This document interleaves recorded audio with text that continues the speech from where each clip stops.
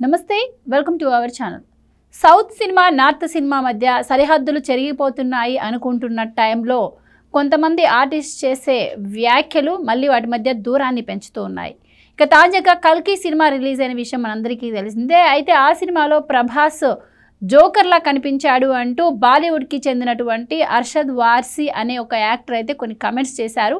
మరి ఈ కమెంట్స్పై ఇటు టాలీవుడ్ వ్యాప్తంగా కూడా చాలామంది ప్రభాస్కి మద్దతుగా ట్వీట్లు అయితే చేస్తున్న పరిస్థితి. మరి ఇలాంటి వ్యాఖ్యలు ఒక తోటి నటుడు గురించి చేయడాన్ని ఎలా చూడొచ్చు, అంటే దీని వెనుక ఏమన్నా ఆంతర్యం ఉంటుందా? ఇలాంటి వివరాలు తెలుసుకుందాం. మనతో పాటు ఉన్నారు senior journalist doctor Durga Vadlamani గారు. నమస్కారం మేడం. నమస్తే అండి. సో బాలీవుడ్కి చెందినటువంటి అర్షద్ వార్సీ అనే ఒక యాక్టరు ప్రభాస్ గారి గురించి కొన్ని వ్యాఖ్యలు అయితే చేశాడు. అంటే కల్కి సినిమాలో ప్రభాస్ జోకర్లా ఉన్నాడు అని ఆయన అన్నారు. కల్కి సినిమా విడుదల ఎంత పెద్ద హిట్ అయిందో మనందరికీ తెలుసు, అన్ని భాషల్లో కూడాను. కమెంట్స్ ఎందుకు చేయాల్సి వచ్చిందంటారు? అంటే పబ్లిసిటీ కోసం చేశారా, లేకపోతే టాలీవుడ్ అంటే చిన్న చూపు అంటారా, లేకపోతే ఆయన ఇన్ జనరల్గా చేసిన కామెంట్స్ని వక్రీకరించారంటారా? అసలు ఏం జరిగిందంటారా? ఏం చెప్తారు? ఆయన అనడం అయితే అన్నారండి.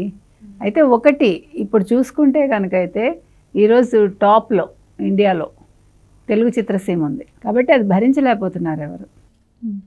ఒక బాహుబలి కావచ్చు, RRR కావచ్చు, బాహుబలి 2 కావచ్చు, మొన్న కల్కి కావచ్చు. ఇట్లా అంటే ఒక సినిమా ఎలా ఉండాలి, ఒక సినిమా ఎలా తీయచ్చు అనేదానికి ఉదాహరణగా ఈరోజు మన టాలీవుడ్ నిలబడింది.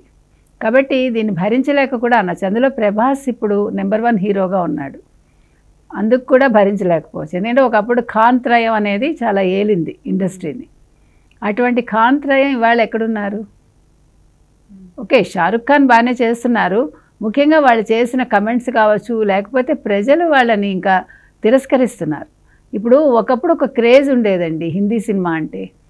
హీరోలు అంటే తెల్లగా ఉండాలి, ఇలా ఉండాలి, అలా ఉండాలి, మీసాలు లేకుండా ఉండాలి, అలా ఉండేది. అది కాదు, హీరో అంటే ఇలా ఉండాలి అని ప్రభాస్ లాంటి వాళ్ళు ప్రూవ్ చేశారు. దానివల్ల ఈరోజు ఒక హీరో అంటే తెలుగు హీరోలే గుర్తుకొస్తున్నారు అందరికీ, మీరు గమనించినట్లయితే. అందుకని దానికి అంటే ప్రతిగా సుధీర్ బాబు ఆయన స్పందించారు. ప్రభాస్ని అలా అనడం ఆయనకి నచ్చలేదు, ఆయన చాలా బాధపడ్డారు కూడా ఇలా మాట్లాడటం ఏంటని. అదేవిధంగా మనం చూస్తే శర్వానంద్ కూడా దాన్ని ఖండించడం జరిగింది.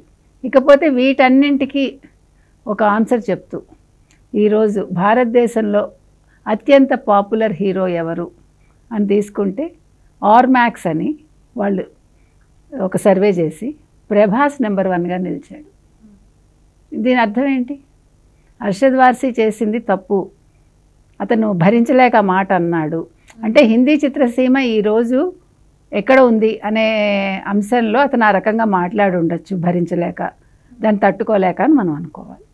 అదేవిధంగా ఇవాళ మీరు తీసుకుంటే వాళ్ళ లిస్ట్లో విజయ్ ఉన్నాడు, షారుఖ్ ఖాన్ ఉన్నాడు, తర్వాత రామ్ చరణ్ ఉన్నాడు, జూనియర్ NTR, మహేష్ బాబు, అల్లు అర్జున్, మొత్తం 10 మంది లిస్ట్ ఇస్తే అందులో 5 తెలుగు వాళ్ళు ఉన్నారు హీరోలు లిస్ట్లో. ఒక తమిళ హీరో ఉన్నాడు, మిగతా 4 బాలీవుడ్కి చెందిన వాళ్ళు ఉన్నారు. అంటే ఈరోజు తెలుగు చిత్ర పరిశ్రమ ఏ రకంగా ఉంది, ప్రభాస్ స్థాయి ఏంటి? ఒక కల్కి కావచ్చు, రేపొద్దున కల్కి 2 వస్తుంది, తర్వాత ఇప్పుడు ఇంకా చాలా సినిమాలు అంటే లైన్లో ఉన్నాయి. మనం ఎందుకు చెప్తున్నామంటే ప్రభాస్ని ఆ రకంగా అనడం అనేది ఎవరు తట్టుకోలేకపోతున్నారు. ప్రభాస్ ఎన్ని సినిమాలు చేశాడని కాదు, ఎన్ని చేసినా కూడా చేసినవన్నీ ఎలా ఉన్నాయి, అవి హిట్ అయ్యాయా లేదా, ఎంత కలెక్షన్ వచ్చింది, ఇవన్నీ కూడా కారణాలు అవుతాయి కదండి. అలా చూసుకుంటే ఈ మధ్యకాలంలో వచ్చిన సినిమాలన్నీ హిట్ అతను ఆల్మోస్ట్. అంటే మీరు ఈవెన్ కలెక్షన్స్ పరంగా చూసుకున్నా కూడా టాప్లో ఉన్నాయన్నీ. ప్రభాస్ని అంటే హీరోగా చూశాక మీరు బాలీవుడ్లో హీరోస్ని చూస్తే జనాలకి నచ్చట్లేదు.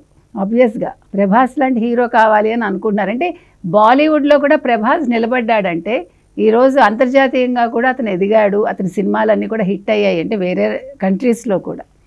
కాబట్టి తెలుగు వాళ్ళ సత్తా ఏంటో ఇవాళ ప్రభాస్ నిరూపించాడని మనం చెప్పచ్చు.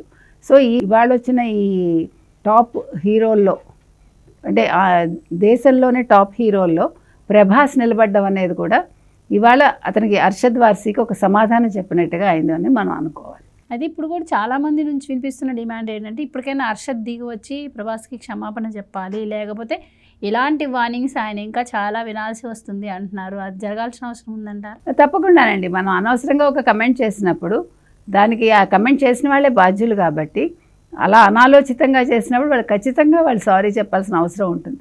ఎందుకంటే అతను ఇంకా ఫ్యూచర్లో ఒకవేళ ఇండస్ట్రీలో కొనసాగాలి అంటే ఖచ్చితంగా అతను సారీ చెప్పి తీరాలి. లేకపోతే దీని ఇంపాక్ట్ అతని మీద పడుతుంది కదా, అతని కెరీర్ మీద పడుతుంది ఖచ్చితంగా. ఇప్పుడు అతని సినిమాలు ఇప్పుడు మనం చూసామండి, అమీర్ ఖాన్ భార్య చేసిన వ్యాఖ్యల వల్ల ఏమైంది అతని సినిమాలు? ఇక్కడ సేఫ్ కాదు అని అంది కదా, భారతదేశంలో ఉండడం సేఫ్గా అనిపించట్లేదు అందే ఆవిడ.